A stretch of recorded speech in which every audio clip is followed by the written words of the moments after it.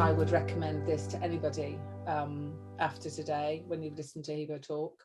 And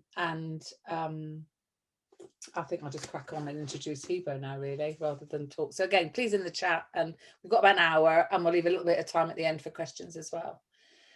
Hibo, welcome. Hello, everyone. Thank you so much for having me. Can you hear me, by the way? Okay, perfect. What a beautiful morning. I live in East London, a place called Walthamstow. Been in my house since 2002. I love it. I will never live anywhere else. Sorry, Sue, wherever you are, that's going to be your place. I am campaigner. I'm a very vocal campaigner, very passionate, dedicated, and I always haven't been like that. Just decided to be that last 11 years, I think 12 years. I was a silent victim.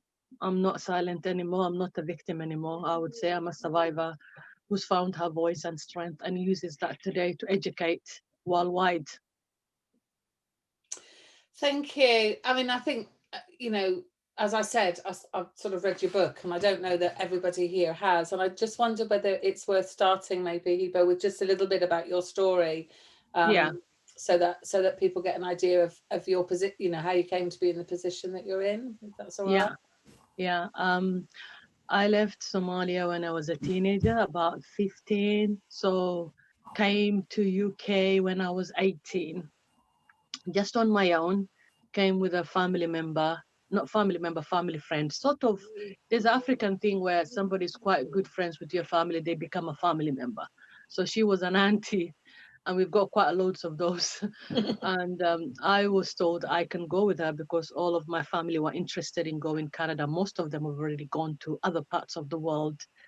I don't know why. For me, I just felt the word London, not even UK, London sounded amazing. And honestly, I just wanted to get away from my family members and everybody that's associated with family. I just wanted to go somewhere where I can start again. And for me, thank God, my mom said yes. And I came to London. Very cold, 1st of December 1989. And I remember walking through the Heathrow airport, and I just literally thought, what kind of planet have you walked in? It was so cold. I, and mind you, I've never traveled on airplane. I've never been to a different country except to Kenya. And now I'm in a place where it's extremely foreign. And I'm petrified. At the same time, I am literally overcome with emotions of freedom. I've said that this many times. I just felt like freedom, here I come.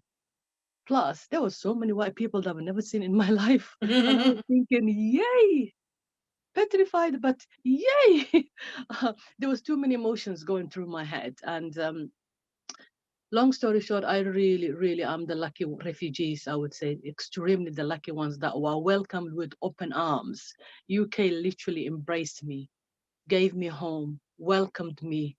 It's my beloved home right now. I would never want to even die anywhere else except here. That's how much this country means to me. But I was an 18-year-old with such, I was carrying a lot, physically, emotionally, psychologically. I was suffering every single way you can think of. And the reason being is I come from a country where predominantly my age group, almost 100% were mutilated, the girls. I'm 51 today, almost 100% were mutilated. And that meant Somalia do the worst one as well, which is called type 3.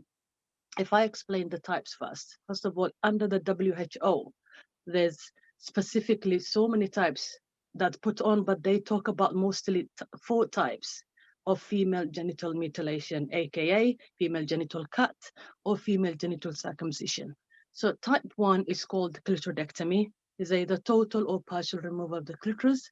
Type 2 is called excision, again is either total or partial removal of the clitoris plus some of the labia minora is removed. Type 3 is called the infibulation, which is total removal of everything. The clitoris, both labias, majora and minora is removed, and whatever skin is left is stitched up, or if your cutter does not have threads to stitch you up, they will literally use thorns to pierce from one side to the other. And it's like a step ladders. It's like a 10, 15 thorns staying there for the duration of your recuperation, really. And type 4 is to do with all non-medical procedures like piercing, pricking, incising, elonging of labias. All those things are under type 4. Our one, Somalian one, is predominantly type 3, which is a total removal of everything. I was 6 years old when that was done to me.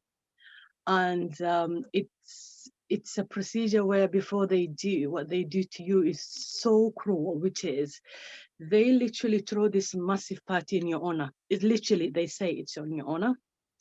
All the extended family members and aunties, everyone, it's all female led, come there. But male are aware, males know what's happening. Every man understands what's happening, but they never say anything. They stay muted about it. All the women come, they have this massive party. They give you all sorts of presents. For me, I always loved colors. So I was drowned in dresses. You can think of the colors I had. I even had those sandals that was sandals, but they had a little high heels which had colors underneath, like a rainbow. And I got them in so many colors you can think of. And I was thinking, oh my goodness, it's not my birthday, but I'm loving this. And everybody's petting you, everybody's telling you you're going to be, a woman, you're going to be a fabulous woman, you're going to be this and that. You're 6 years old, you don't know what that means, but you feel happy, you feel loved, you feel you're at the center of attention. Little did I know what they're going to do to make you to become a woman. That part is the most kept secret of all mothers of secret. They never tell you that. And as a child, you never ever expect the people that you loved are the ones to hurt you. You never think of that way. You never, because you never were hurt. You only knew what I always knew was love, attention, and being cared for. But what happened in that morning in a hut that before that was erected just behind my house was something that really utterly shaped me today. And that was all I remember that morning is every little detail of what happened that morning is just literally stamped in my head. I can't erase it. That's the problem. I can't erase it. And for me, it was like remembering being led there, being put on the floor, being held down, legs yanked out, really really hard. Before they even cut you, you really have a pain from your joints, the way your legs are pulled. Then razors coming out, dirty razors, and just slicing your flesh like as if you are something that does not feel pain. And the worst thing about that is because I'm already, I was already screaming because of the way they were pulling my leg. And then I was screaming because I didn't know why these people took off my clothes, why I was naked, all those things. I was just petrified. And my mom was standing there. And all I know is she did the first cut and I was gone. The first cut, I felt my whole body was on fire. And then before I couldn't even stop screaming too much, there was another one. And all I remember is I screamed and I screamed. And I think within minutes, I lost my voice. And all I know was every time she cut something, she was just throwing it. She cut something, she was throwing it. And I could see what she's throwing on the floor. I see my flesh just mixing up with the sand. It was just like unbelievable. She brings her hands up. It's coated in my blood. It was just like I felt death is imminent. I felt like I need to die rather than stay alive. It was crazy, it was painful, it was horrific, it was cruel in so many ways you can ever imagine. And just 6 years old. And I think that day my world literally, it's not only went upside down, it just went upside down in so million ways that I didn't know whether to breathe or to stop breathe. I didn't know because every part of my body was engulfed in pain. Hibo, can I just Yeah, ask how? Because what strikes me is how you go from that child, that yeah, that experience, and yeah, then you arrive in London at 18, yeah, 19 as yeah, this, wide-eyed slightly. yeah, This is my new beginning. yeah, To get to writing your book. I mean, yeah. how long did that take from when you arrived in England to So actually I came to writing it? England. I got help. Thank God for that. I got help. Physically, I actually got help. I went to the doctors, got opened up, and I started to urinate normal. All those things. Then I met my husband here, and then we got married. The whole concept of book came in 2015, where a lady, which I didn't know, she's a ghostwriter on Twitter, was following me, and she messaged me to say, you know what, Thibaut, yeah, um, I have been looking for a book to write about, and Simon and Schuster has asked me to write a book. And my question to her was, "Who is Simon and Schuster?" I don't know who them. She went, "They're the biggest publishers in UK," and I said, "Oh, so they want to write a book about vagina? That's really interesting."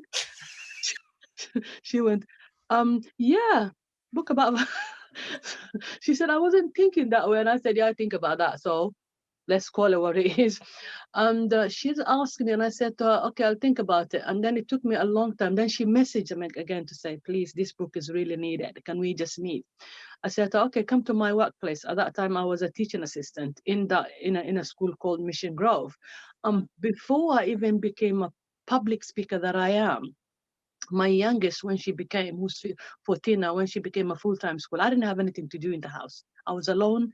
I was seeing myself. I didn't want to see myself. I was always on a pedestal. I was always running from me. Then I went to the school and asked, can I come and be, help, come in with my kids 9 o'clock and leave 3 o'clock. And I was telling the head teacher, you don't have to pay me. My husband works. That's fine. He looked at me and he went, okay.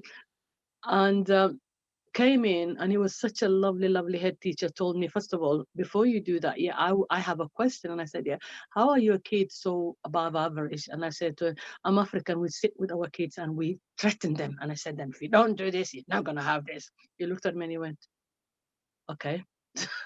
That's so refreshing to know. And he was like, what you do is a teaching assistant. He said, what you do with your kids is called teaching assistant. We would like to train you to be a teaching assistant. And I said, I fought with him because I thought I haven't gone anything. I haven't got any education in this school. Even my English was self-taught. So how am I going to write essay and all that? I know I can talk, but my writing is crap. So how am I? And he went, oh, it's okay. We'll help you. He was lying. He never helped me at all. Gave me a folder that big and told me, go, do the work. So I cussed him a lot. I hated him a lot, but I ended up loving him so much because he saw something that I didn't see. And it was from that me doing level 3 for teachers training that I was asked to write something that I'm abuse that I'm passionate about. Either I know about it or I experienced it. However I like it, I should write about it.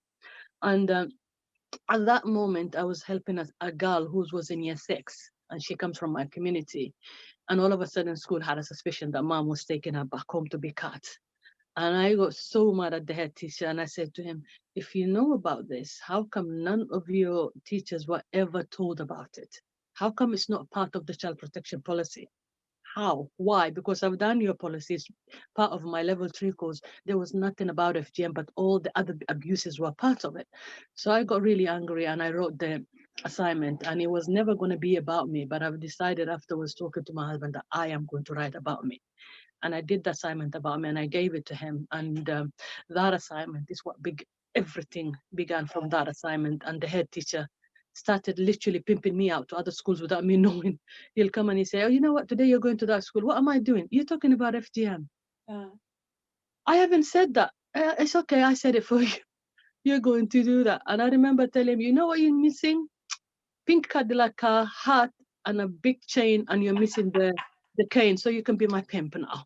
So, but it was that assignment that started me, and all of a sudden, I started going to school to my local in Waltham Forest, and the councillors asked me to come and give a massive talk at the town hall, which I think I have never experienced that kind of gathering, because I was just thinking I'm talking to, councillors, but it turned out to be I was talking to the residents as well.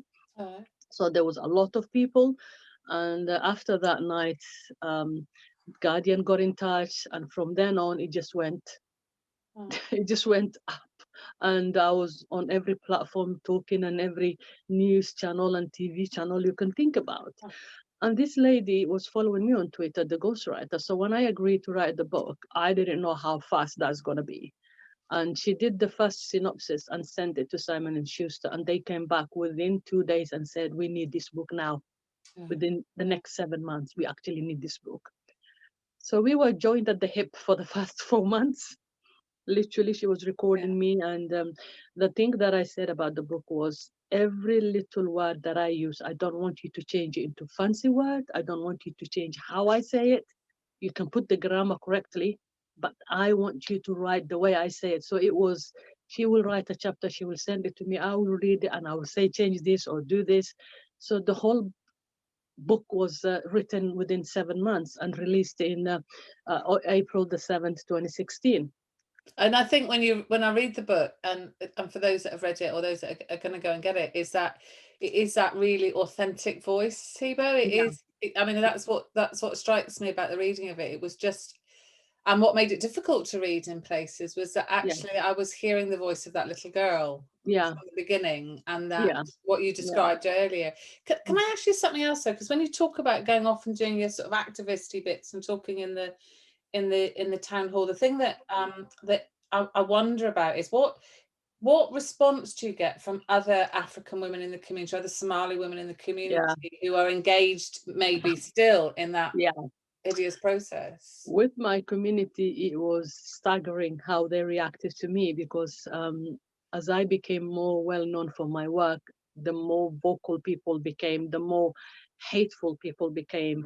And for me, thank God, my husband asked me early on, he said, can you not talk about me and the kids? Do not put social media about me or the kids. We are absolutely the dark side of you. No one knows us. And I kind of was thinking, you're saying that because you're embarrassed with me, but thank God I agreed to that because the degree of the abuse I got at that time, I think they would have directed it to my kids and him as well. So Oh. I always made sure that I never mentioned them. I never mentioned, but what I got was staggering though in terms of attacks. It was too much. I was completely segregated from the community. I wasn't invited to any functions, any weddings, I was literally avoided. I was the most avoided person ever. And there was a friend of mine who was my next door neighbor who was like a sister to me. And the minute I started talking, she went to a wedding, and that wedding they've asked her, oh, you live that area? Yes, you must know this crazy woman that's tarnishing our community. She point blank looked at them and she said, no, I've never met her before in my life. That really cut me deep. I Mm. said to her, if I was you, I will actually stand up for you and I will say to them, you know what, everybody has a right to talk about what's happened to them. Now back off. So I felt like even somebody that I was close to like that, if they can do that, I just couldn't trust anybody else from my community to be around me because I just felt you are there for a reason. You are there to hurt or to do something. So I was literally, utterly, for the first 2 years, cut off from everywhere I was. You say for the first 3 years, has that changed a bit now then? It Is that has changed a bit. It has become, I'm a lot more accepted now than I was before. I would say the last 2 years has been the most change, where actually I get a lot of women asking for help, young girls who are about to get married, asking me for help. So for me, what made me continue was the level of hate I was getting was overshadowed by the level of support from other people, not my community, other people oh, was amazing. So that has balanced it off. Still, my community still see me as the demon woman who tarnishes the community, who talks about this. And it's crazy because I work with the women from my community and we sat on the table and we always talk. They're very supportive in a closed off environment. But when it comes to talking publicly, they will not support you because they're afraid of what other people from the community will say to them. They don't want to experience segregation or things like that. So I do understand those kind of women as well. I don't know if that makes sense. oh. They support me Is privately. that where there gets some confusion and between sort of faith and sort of faith and culture, religion and culture? Yeah, Is there a yeah, because a lot of people believe it is actually religion requirement, which is never ever religion requirement. It's not in Bible or Quran or Torah or anybody book of belief. It actually predates religion. And in my community, we call it Pharaoh's cut because it was pharaohs who introduced it. In most of Middle Eastern countries, in most of African countries, it was pharaohs that brought it, and pharaohs used it as a control mechanism. controlled women that they wanted to be slaves and start to remove their sexual urges, and castrated men so that they can keep on building the pyramids. So for the pharaohs, it was a sexual control mechanism, and they brought that to everybody else. Everywhere they went, they brought that. So for us, we actually do call it pharaoh's cut. But in Indonesia, Malaysia, is actually clerics who say it is a religious requirement, and that is where the biggest confusions comes from. Because I think that's potentially what is the issue that often stops. Well, for me as a white person, Yeah. It feels like it's something that there could be offence caused, or there could be, I don't know, maybe that's why white people find it so difficult to deal with it. The thing is, I don't want anybody to associate this cruelty with a race or religion, because it is happening to children, and children are innocent human beings that should be defended by all of us. Children surpass color, religion, race, whatever. If something horrible is happening to them, it's everybody's duty on earth to do something about it, to help these kids. So you must never ever feel I'm white or I'm brown or I'm this, I shouldn't be. You should, because it's a human right violation. And that is what makes it our business, everybody else's business. Absolutely, thank you. And I think that that's something that gets overlooked sometimes, that this is about protecting children, isn't it? Yeah. And that's fundamentally the most important thing. I just wanted to go back a little bit too, and I'm curious, I suppose, and nosy enough to ask, like, how is this for your husband? Because he has this very vocal activist wife in a community that shun her, and I just wonder what happens for him with for men with him. Does that make sense? Yeah. He's very good at shielding me from that. He never says anything that other people say. He might say just once off and say, so and so said this and this, and I would ask him, what did you say to them? And he said, what can I say? She's a goby cow. I can't do anything about that. I married her. She gave me 7 kids, so I can't argue with her. I'm sorry. So he always say that. He wouldn't say goby cow, but he would say, like, she's given me 7 kids, so I can't argue with her. Sorry. Yeah. But I will support does he get anything aimed at him? They do. Some family members would say, actually, one of the family members was very old man, actually said to him recently, if I was you and she's still doing this, I would pack my bags and go and divorce her. He actually said that, and he's a family member who's over 80 years old. So you do still get that. And it's quite painful to hear somebody who's that age, who's a family member, can actually say that to somebody that, break up your family because this shouldn't be talked about, which is something that is unanimous in terms of elderly. Elderly hasn't, most of them, 99% haven't changed their minds about this. They still are very attached to it and find that it's part of our heritage. How dare you talk about this? So we do still get those kind of comments and hurtful comments coming through. Yeah. Do you think there is a change happening around your generation of women, or is that? I think there are women are becoming a bit more vocal in their own terms. They are saying no. Some of them are actually becoming, not even sending their kids home, because they know if they do and they don't agree with it, they might be cut, and they are full aware of that kind. So some of them are taking that, brave decision to say, no, I'm not going to do this. We are seeing, in terms of the world, we are seeing changes happening slowly. Recently, Sudan passed a law to say no more this. We will definitely be jailing any cutter who cuts girls, or who other parents who put their girls through this will be jailed. We're seeing that. Senegal, I was there 3 years ago. I went to communities that have stopped completely FGM, that were predominantly cutting 100% their girls. They don't cut anymore. It's zero. Kenya is doing good work. Mali is doing good work. Somalia just announced last year they will be burning FGM, but they haven't said the whole of it. They just said type 3, which is a step forward, and we're going to talk about more types. So we are seeing a little bit of changes happening, but it's a very long way to go yet. United Nations said 2030 they want to see this ended. I really hope that. Yeah. There's been, has there been one prosecution in this country for? We've had the first prosecution last year. Yeah. And this woman was actually came from my borough, Waltham Forest.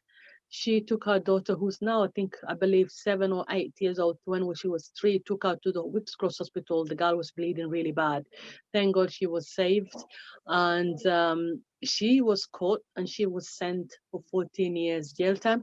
The father wasn't, which is something that I will never understand why they were both at home. So yeah, she got sent down for 14 years, and that has been a shock. There is many cases coming up that are going to be shocking on the way. Right. I think since I think for the last 5 years, because professionals are seeking information, are seeking proper training, we are going to be seeing more prosecution coming up, because UK made it illegal in 1985, Mm. but they never put this law out. They never enforced it. They never made the professionals be aware.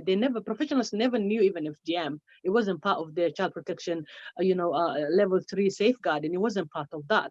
It's just been the last few years that it has been part of the safeguarding. And this is why we're going to see more prosecution will be happening in the future. Mm. Well, yeah, let's hope so. It can you just tell? I mean, just going slightly off That's a bit. okay. I just thinking about what's the most challenging thing as an activist in this sector? Do you think is for you? And I see, and I'm sure other people here that follow you on Twitter see sometimes the abuse that you get Yeah. from Yeah. trolls or people, or just Yeah. the way There you. is. I mean, I see that on Twitter. I just wonder if there's other challenges that happen outside of it as well. There's three things happening in Twitter. One is, why you don't talk about male circumcision as well? Why do you always talk about female circumcision? That is the number one thing that I get all the time. And I always answer back by saying, I only have energy for one. I've did that. I've chosen what I want to fight. It's something that I know. If you want to fight male circumcision, please create a platform and I'll be the number one to support you. And the answer will be, no, no, no, no. It's fruitless what you're doing. You need to add together too. And I'm like, instead of arguing with me, why you don't put energy to creating your own campaign? This is what I've created. And by the way, I just want to fight for women and girls. That is a decision that I make. Why is that so hard for you not to understand? Second one is from the trans, who say you shouldn't use the word female. You should, when you say that, you exclude us. And for me, it's like, first of all, I wasn't thinking about trans. Second is, this is about women and girls, biological women and girls. We were done this because we were born women. I can't self ID out of that. Girls that I fight for, they can't self ID out themselves from that. So when you tell me I shouldn't be using that and I'm excluding you, I'm not even thinking about you. That didn't even cross my mind. What I'm doing is I'm fighting for women and girls. Please understand me and do not bring issues of trans with this, because it doesn't mix. Oh, but I got mutilated. No, you weren't. You were part of your transition. You had emotional support, you had a psychological support, you were part of what was happening to you.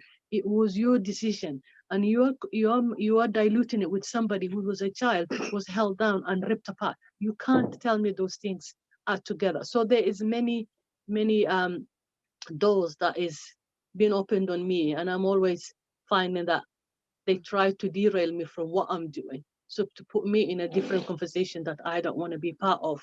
But I've Yeah. learned how to navigate that. Yeah, so there's a lot of places coming up. The other thing is I get about, why are you still Muslim? Why? And I'm asking that question back again. I say, why do you think why shouldn't be a Muslim? But this is done by Muslims. No, you're wrong. It's been practiced by Muslim, Christian, Jews, and non-believers. It's not exclusive to a religion. This is a traditional or cultural belief. So stop mixing it with Islam. So there is a lot of fight that comes through the Twitter all the time. Yeah, yeah.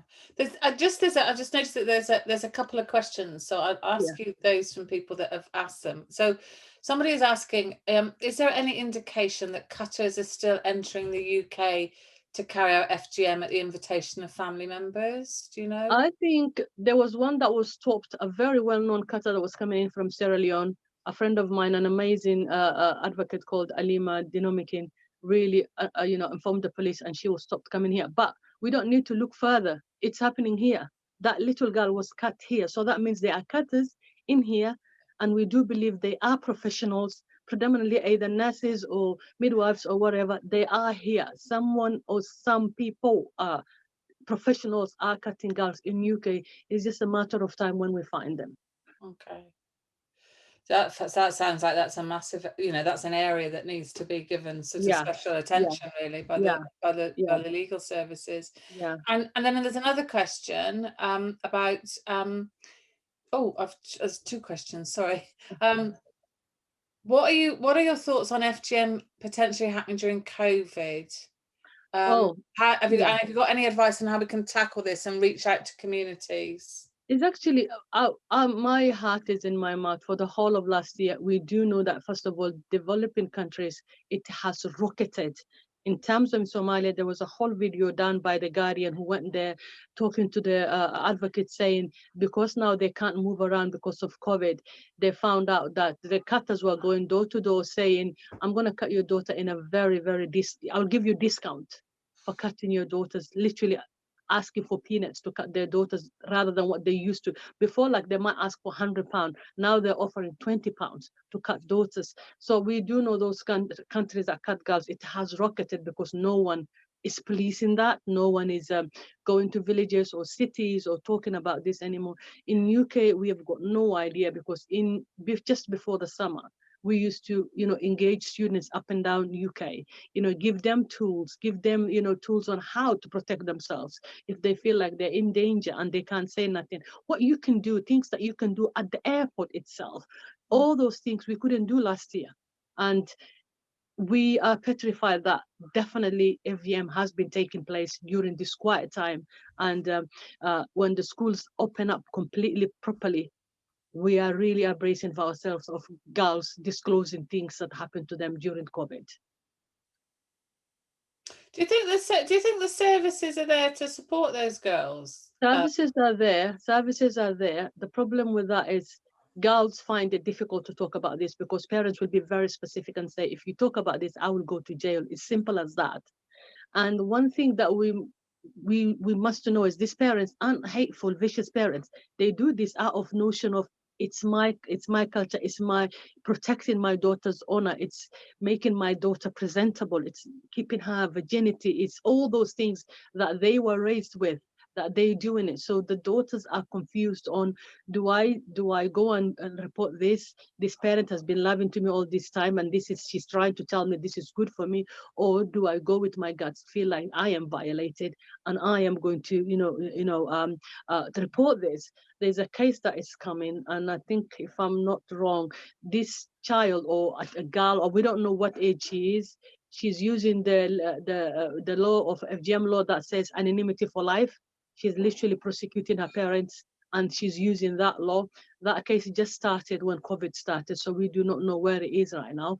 So I'm pretty much sure this year we're going to be hearing from that case as well. So there is a lot of support there. It's NSPCC line is literally blocked. They have so many girls calling them because of this. They've just disclosed that. A child helpline as well. So there's a lot of tools out there, and we couldn't give them this year or last year. Last year before the summertime, we would be giving them all those things. We couldn't give them all those things. They were literally shut the door behind the door. So we do not know what has been happening with them, but there is a lot of support out there. And I think that bit about that you've just raised is that sort of confusion. I mean, you were 6 when it happened to you, and you Yeah, loved your mother yeah, desperately, and had always felt looked after and yeah. protected. The psychological conflict for girls when they're in It's that massive. position It's is massive. just Yeah, massive. yeah, How do you report your parents who you love, yeah, and you're being told you'll get taken away from your parents if yeah, and not see them again, or feel responsible for your parents going to jail? It's yeah. That's why it has to be a child protection issue and not left to the to the children. Mm, There's another exactly. question which you've sort of slightly covered in that, which is about if women have been cut as children, how can they then go on to justify doing it to their own children? And the Yeah, question is it because it's a cultural tradition, or it is a mind-boggling because I couldn't look at my daughter and think this is okay for you. I'm going to do this to you. But when I talk to the women and I ask them, what was the reason behind it when you know the girls who are now women themselves, when we ask this all the women conversation, why did you do that? And it comes back to Hibo, if I didn't do that, no one would have married her. She would have been segregated. I would be the talk of time for the rest of my life. I would have died with shame. So she thinks she would have died with shame, and she thinks nobody would have married her daughter. But I kept telling them, but you're not back home. You're in the UK. That means your daughter finds her own mate without asking you to find her anyone, or you have to, without the family members, matching them. It's not like that. You raise a strong, beautiful girl that I have properly educated. You've done your work. The rest is up to her. Why do you feel, yeah, but I still got the pressures from the family of his, my family. I get the pressure and I don't know where to turn to. And I end up doing what I'm supposed to do. But it's crazy because you suffer during intimacy. You suffer when you're giving birth. You will be suffering for the rest of your life. Why do you want that for your daughter? Why do you want to give her lifetime of complication? You are imposing a sentence of pain to her that you were imposed to. So it's a conflicting for them. It's a conflicting.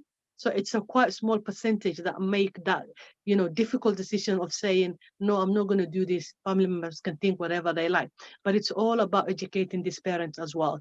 Education really is the tool that's going to eradicate FGM. And for them, when we have these discussions, penny drops for them. Some of them don't even know they are victims. And we need to think about that. These mothers don't even know they're victims. We have to educate them and make them understand what happened to you shouldn't have happened. What happened to you was wrong. It's not religious as you thought. It's nothing. It's created pain for you for the rest of your life. And some of them don't necessarily know the pain that they're going through, whether it is physical or emotional. They don't actually know it's connected to what happened, the trauma that happened to them. They don't know that. So there's a lot of doors that we need to open for them to understand themselves before we go anywhere. Thank you. Another question is about how young are the students you speak to? I think someone was thinking that because this happens to such young children, then how do we access the, I suppose, primary school, Yeah. First of all, one thing I'm very proud of government, UK government, is from last year, September, it was made legal. It was made mandatory for schools to teach. So they're doing that. Primary school, it's left to the head teacher's discretion, which I find it so shocking because the girls that are cut, the ages that are cut, 90% are cut between 0, newborn, and under the age of 10. Those are the ages they cut, most of the 90% of them. So for the government to say, okay, we're going to let secondary school know and primary school will leave it to head teacher is wrong, because I work in primary school and we were teaching kids nobody should touch their private part. No, nobody should do anything. And that means you're making this child be a person who's with a body conscience of knowing their rights, of knowing when things happen to you is wrong. FGM is the same thing. We don't have to teach year 2 and year 3 and year 4 like they cut your clitoris, they do this and this. You don't. I did with my borough, which amazing borough is. Some of the head teachers opened, primary school head teachers opened for me to come in. And I had year 5 and year 6 and year 4. And what I showed them was a little video called My Body, My Rule, made by Forward UK. And this video just shows a little crochet doll talking about her family. And all of a sudden, a hand is coming, picking up the doll, and the scissors is coming. And they just do a little snip on her nose and a little snip on her ear. And then you see somebody stitching the note. And then I leave it there. And I was asking the students, what did you see? Why do they have to cut anything? She was perfect. In my head, I'm like, yep, keep going. Why do they do that? Miss, can your body be cut? Yes. Why do you think your body can be cut? Or can my nose be cut? In some communities, they do. They put marks on your faces to make sure that you have a identity. That means you belong to that community. Miss, yeah, can anybody happen to my private? Can they cut my private? That's not me saying. That's kids putting 2 and 2 together and coming up with 4. Kids are intelligent. They are amazing in understanding information, sometimes more than adults. So for me, I didn't have to do nothing. It was them that led the questions for me.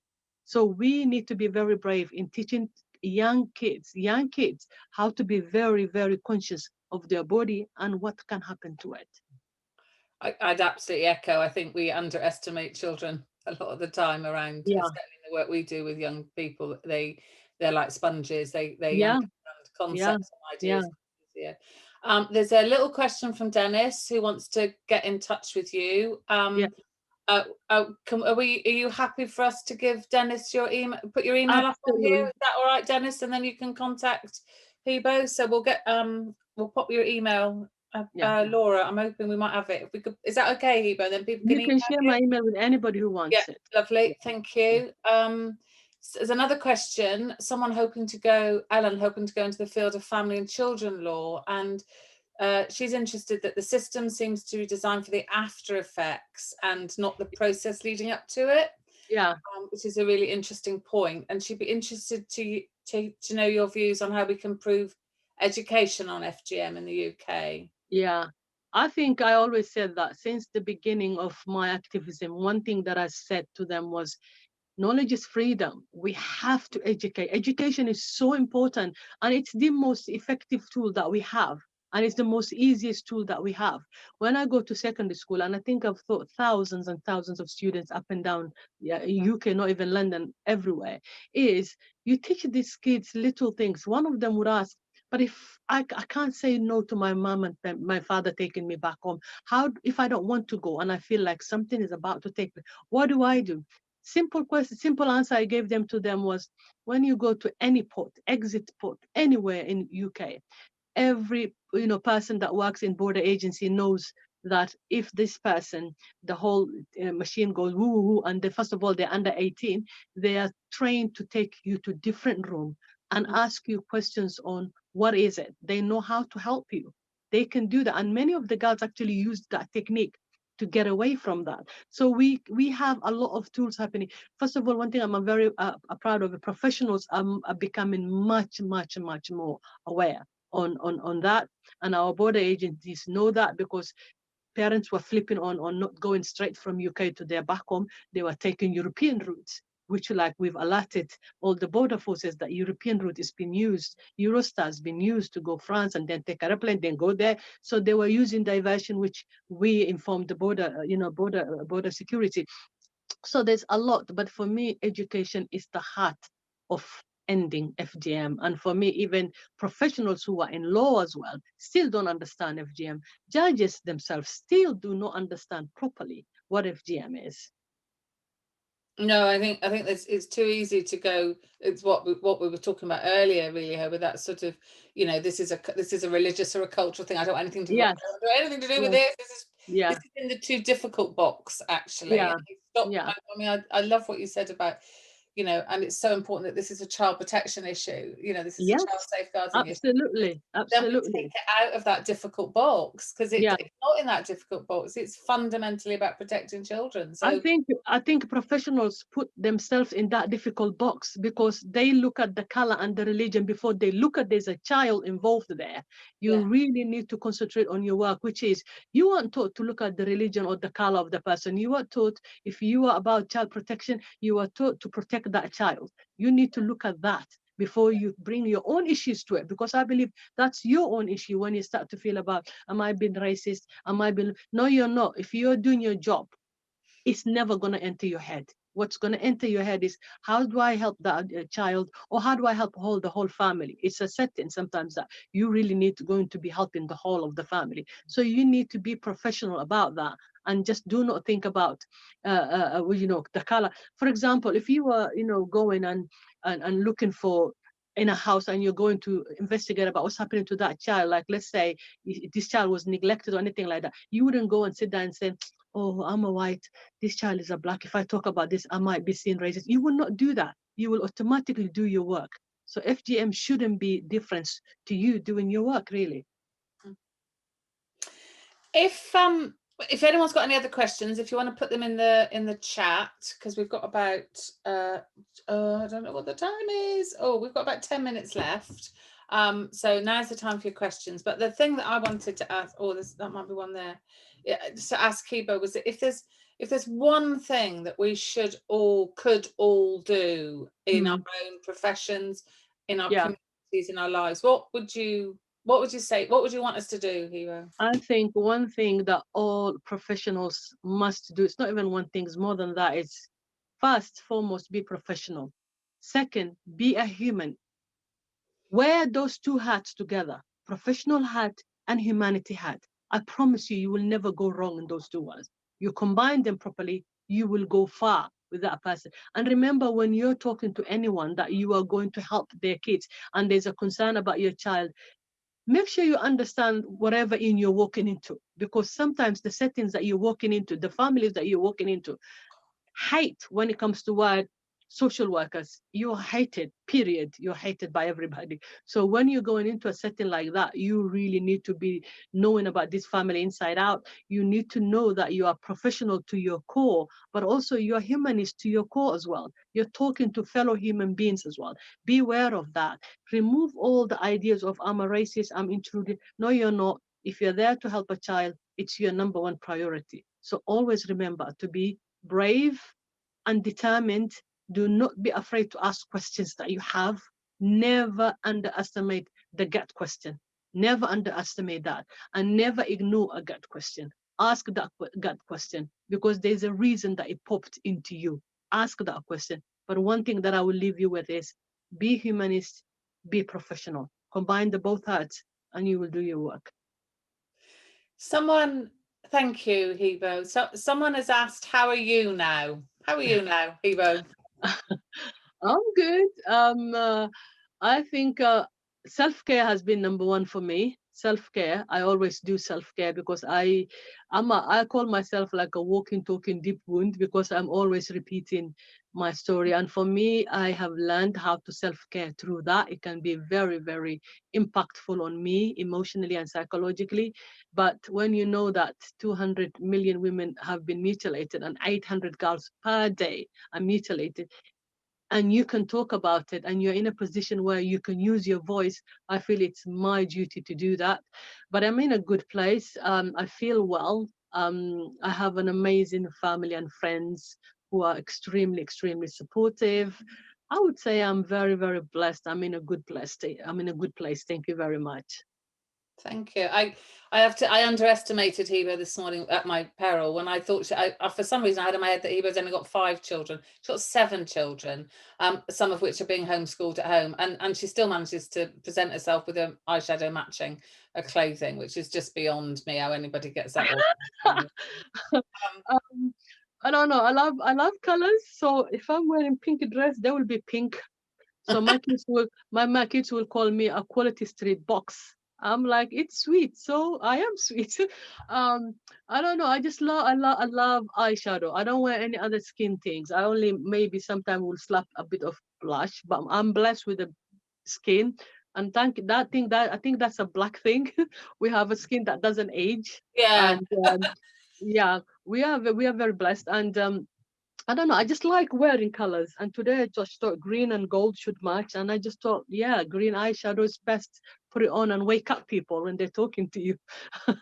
But yeah, I love colors and I love my long dresses. And I'm very cheap. And I went to an award the year before the COVID hit. And this award was hosted by Hello Magazine, which I'm very lucky to say I've appeared many numerous times. Don't ask me how I did that. I have. And Daily Mail called and said, you know what? You are part of the best 13 dressed arriving for the award.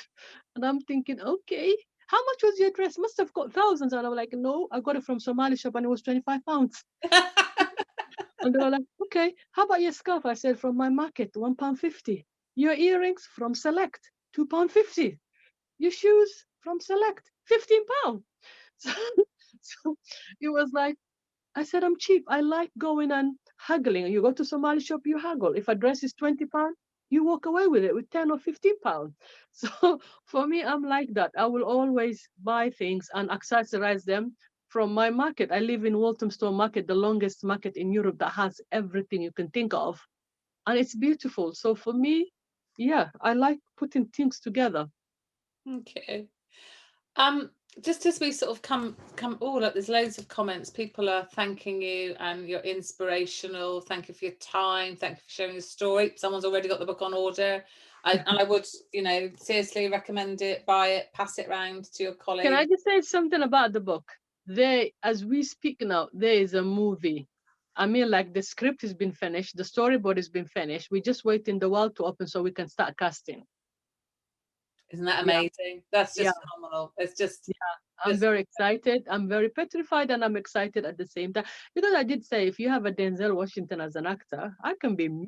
Can you imagine? I don't want an actress. I can be me, please. yeah. Well, I think you should be, and at this point of your life. I mean, I just, just before we end, because we're coming up to the end of this. Yeah, I mean, what I wanted to say is just that you are absolutely inspirational. And I think for me, the thing that I just love is when you talk just now about the professionalism and the humanism. And I think that I mean, for one of the things that we talk about a lot of Rockpool is simplicity. Is yeah, that actually we think that people overcomplicate a lot of the ways yeah, that we can support people that have had trauma. So yeah. we're very keen on demystifying sometimes some of the way people get caught up in thinking there has to be this intense therapy or that intense therapy or doing stuff. So you absolutely, I can't think of the word, but your being professional and human is absolutely, you're right, Hibo. It's that simple, Yeah, really. It's that yeah, simple. And yeah. that's such a strong message to, I think, to put out to all of us, that actually it's no more complicated than that. We Because stay with, sometimes, professionals are they've got so much paperwork, and it's that they have to follow this and this. They forget in the middle of following this and this, there's a humanity inside on every page that you're following. There's yeah, a humanity, and they never see that because they're so determined on paperwork, and what I must follow, that they forget you first are number one humanist. The person you're dealing with is a human. yeah, Bring that into the table. Then your professionalism follows that beautifully, and you will accomplish more than you ever thought you could with this person, however it is that you are going to help them, because you showed the side of you many professionals do not show, which is just be a normal human being.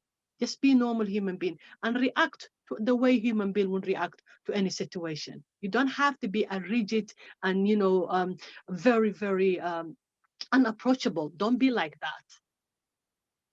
absolutely. And we always add in, it's about being kind. Yes, About being kind. foremost. Yeah, And yeah, somewhere I yeah, think in professions we lose that sometimes, yeah, and it's particularly difficult under COVID for lots of us that yeah, are working, at yeah, the front line, and yeah, it's very stressful and we're tired and all of those things. But that being kind to the people we work with, but also to ourselves, I think yes, is absolutely crucial. Is yeah, there is there anybody, just as we come, we've popped Heba's email on